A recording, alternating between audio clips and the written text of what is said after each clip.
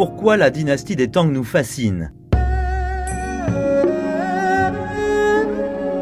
Dans cette série de podcasts, nous allons redécouvrir la dynastie des Tang et essayer de comprendre comment cet empire est devenu le plus prospère, international et innovateur pays du monde, en léguant à l'humanité le riche patrimoine qui nous est parvenu jusqu'à aujourd'hui.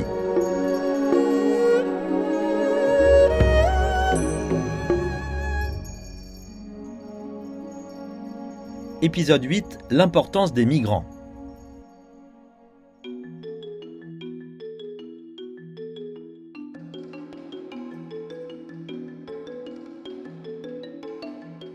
Des gens comparent la Chine de la dynastie des Tang avec les États-Unis de nos jours et cherchent des similitudes entre la capitale des Tang, Chang'an, Xi'an aujourd'hui, et New York.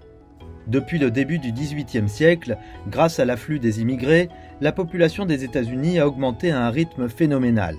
Une condition préalable de la croissance économique et de la diversité culturelle, puisque les nouveaux arrivés tentaient de mener une nouvelle vie là-bas. En tant que principal point d'entrée de la côte Est, New York était une ville particulièrement diversifiée sur le plan ethnique et culturel. Et c'est là que la similitude entre en jeu. L'essor du commerce sous la dynastie des Tang a fourni un débouché considérable pour les marchandises étrangères, mais surtout un moyen et une raison pour les étrangers d'entrer en Chine et de s'y installer.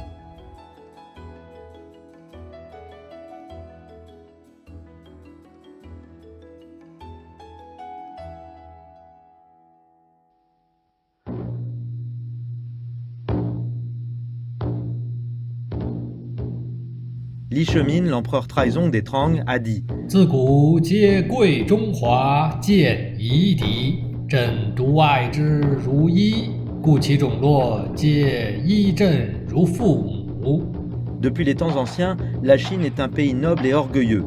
Elle ne valorise pas les peuples étrangers, moi je les aime tous. C'est pour cela qu'ils dépendent de moi, me considérant comme chef de famille.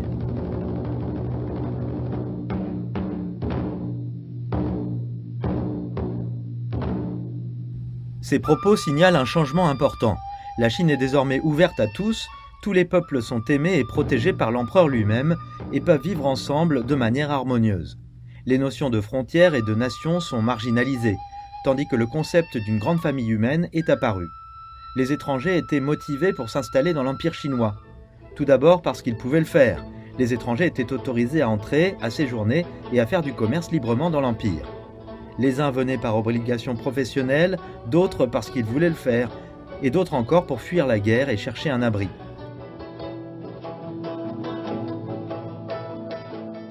Les Turcs étaient nombreux en Chine sous la dynastie des Tang.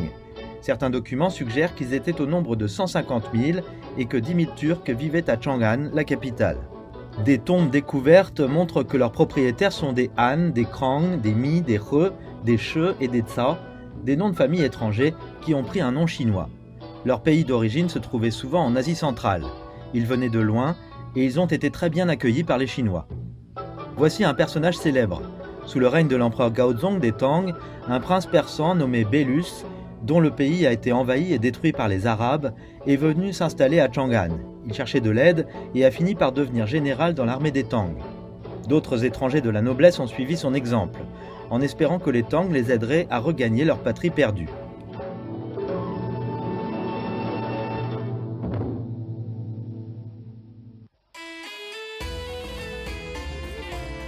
Une fois arrivés à Chang'an, ils vivaient dans leur communauté. Dans la capitale, plusieurs quartiers étaient réservés aux étrangers. Ils y vivaient selon leurs coutumes, travaillaient ou faisaient du commerce pour gagner leur vie. Une autre raison importante pour laquelle les gens sont venus, c'est qu'ils étaient totalement acceptés par la société chinoise, jusqu'au point à être autorisés à s'engager en politique. Ils étaient nombreux dans l'administration, 76 ont occupé un poste de préfet, Tse en chinois, alors qu'on compte au total 751 préfets durant les 3 siècles de règne des Tang. Celui qui a obtenu le poste le plus important était un homme d'affaires de Samarcande dans l'actuel Ouzbékistan. Il est devenu vice-ministre des Affaires étrangères de l'empereur Xuanzong des Tang. La dynastie des Tang fait clairement confiance aux étrangers, mais il ne faut pas oublier que la sélection des fonctionnaires était méritocratique. Si un étranger avait les compétences requises, il avait accès libre au corps de la fonction publique des Tang. Des étrangers se sont aussi engagés dans l'armée. Des épitaphes en sont les témoins. Plusieurs généraux sont issus de la famille Ashena, issue de la noblesse turque. Sous le règne de l'empereur Xuanzong des Tang, une trentaine de généraux sont étrangers. Ceux-ci ont contribué à la défense de l'empire, mais deux d'entre eux, Han Lushan et She Seming, se sont révoltés plus tard. Ils voulaient renverser les Tang. La guerre opposant l'armée rebelle à l'armée des Tang a duré une dizaine d'années et a beaucoup affaibli l'empire.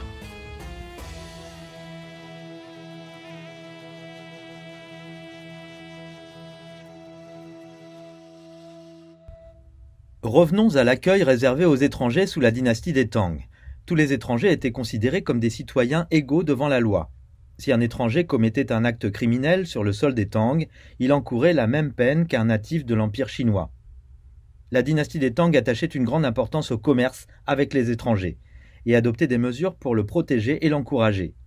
L'Empire a stationné des troupes dans l'ouest du pays pour protéger les commerçants et leurs marchands. D'ailleurs, il imposait une faible taxe sur les biens. Faire du commerce le long de la route de la soie était ardu et dangereux. Les marchands n'osaient pas parcourir de grandes distances seuls et préféraient voyager en groupe. Une caravane pouvait parfois être composée de centaines de marchands. Les bandes de voleurs étaient leur souci numéro 1. Des marchands se sont donné beaucoup de peine pour protéger ce qu'ils transportaient. Selon des anecdotes, certains se sont même tailladé la peau à l'aide d'un couteau pour cacher dessous des bijoux qu'ils ont ressortis une fois arrivés à destination. Aujourd'hui, avec les trains Chine-Europe, la route de la soie est redevenue animée et beaucoup plus sûre.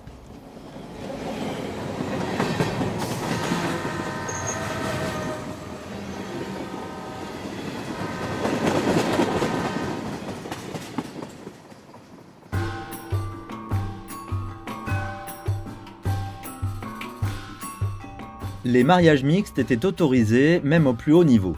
Dans les villes où des migrants et des Han vivaient ensemble, de telles unions étaient fréquentes. Encore une fois, on trouve des informations intéressantes sur les épitaphes. Selon des récits, on sait qu'il s'agit d'étrangers qui se sont installés à Chang'an pour fuir la guerre. Là-bas, ils se sont mariés avec des locaux, puis ils achetaient une maison, un terrain, et menaient une vie paisible sous le règne des Tang. Même lorsqu'ils pouvaient retourner dans leur pays d'origine en toute sécurité, beaucoup ont préféré rester.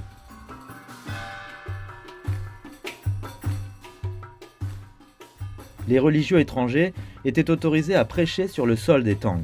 Il n'y avait aucune restriction à la diffusion des religions étrangères. Ainsi, en dehors du bouddhisme, on trouve le zoroastrisme, le nestorianisme et le manichéisme. En tant que métropole internationale, la capitale des Tang abritait plusieurs temples du zoroastrisme. La dynastie des Tang, comme nous le savons, a attiré des étudiants de nombreux pays du monde. Selon des archives, pendant une période, plus de 8000 étudiants étrangers vivaient en Chine.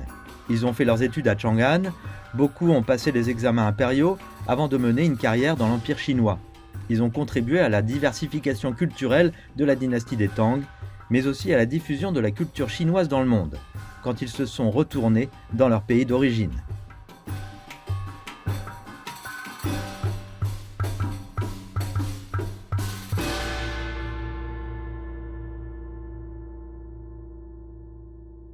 Pourquoi la dynastie des Tang attirait-elle les étrangers? Parce qu'elle était avancée dans beaucoup de domaines et qu'elle représentait une civilisation captivante.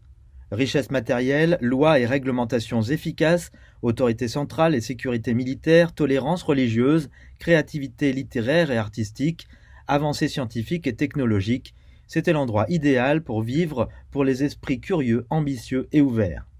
Sans la supériorité comparative dans tant d'aspects, la politique, l'économie, la culture, les Tang n'auraient pas pu avoir une telle vitalité. L'attractivité des Tang est également due à l'ouverture d'esprit de la famille fondatrice. Cette dynastie a été fondée par la famille des Li, originairement de l'ethnie Xianbei, un peuple nomade vivant dans l'actuelle Asie centrale. Leur culture était assez proche de celle des tribus turques de l'Ouest. Or, ce peuple a perdu ses caractéristiques pendant des longues années d'assimilation par les Han. Taizong, le deuxième empereur des Tang, savait parler la langue des Turcs. Selon l'histoire, il a négocié la paix avec les Turcs au bord d'une rivière et a su éviter un conflit militaire. Son fils aîné Changtian était très attaché aux us et coutumes turcs. Plutôt que d'apprendre les livres de Confucius pour devenir empereur, comme son père le voulait, il a préféré errer sur les prairies, vivre sous une tente et préparer de bons repas avec des moutons attrapés par-ci par-là. Le père a pu choisir un autre héritier, car Trang Tien n'était vraiment pas fait pour assumer une telle responsabilité.